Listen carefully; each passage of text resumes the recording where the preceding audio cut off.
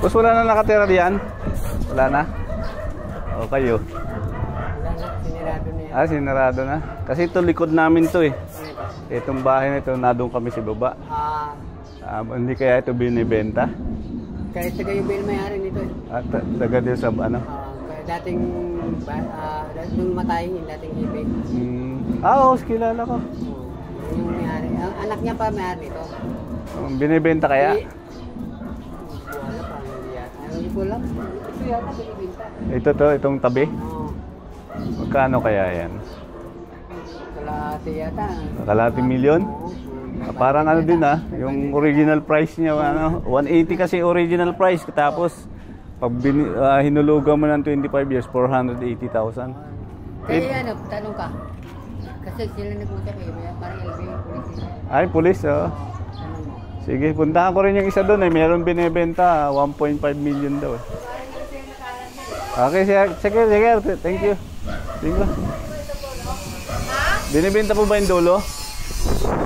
Hindi ko nila nakala ko yung dito. Kasi galing ako sa Pilipinas. Opo, anong sabi po? Wala daw po.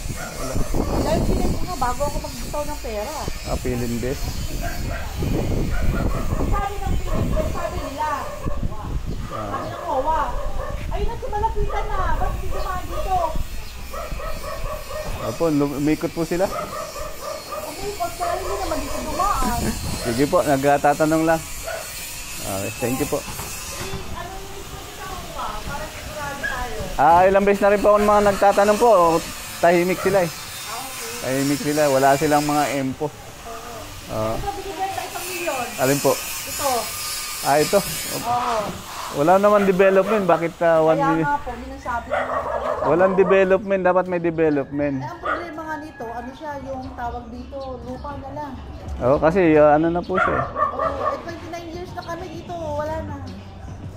Kasi po yung tinatanong ko, likod namin. Likod ng lote namin. Alin dyan, yung pinaparkingan ko, yung bahay? Ito po itong unang walang bahay. Yung likod namin. Kasi yung walang bahay, yung pinapaparkingan namin, ang sabi ng guide, may nakabili na. Sabi ko, ba't hindi nyo sinabi sa akin? Tapos yung katabi naman, yung bahay na... na bakante. Hindi naman sila. Malabo.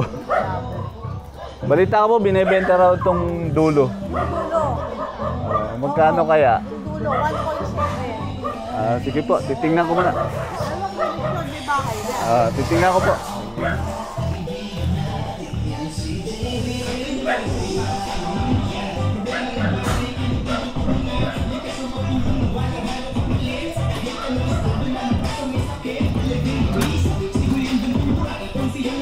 Ipag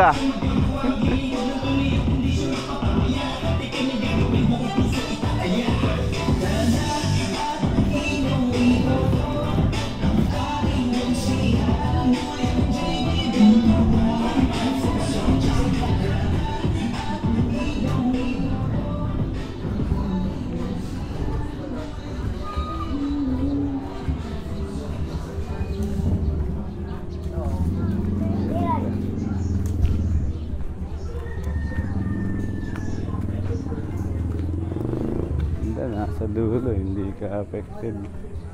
Ito may bahay na. Okay. Ito yung bahay. 2 story.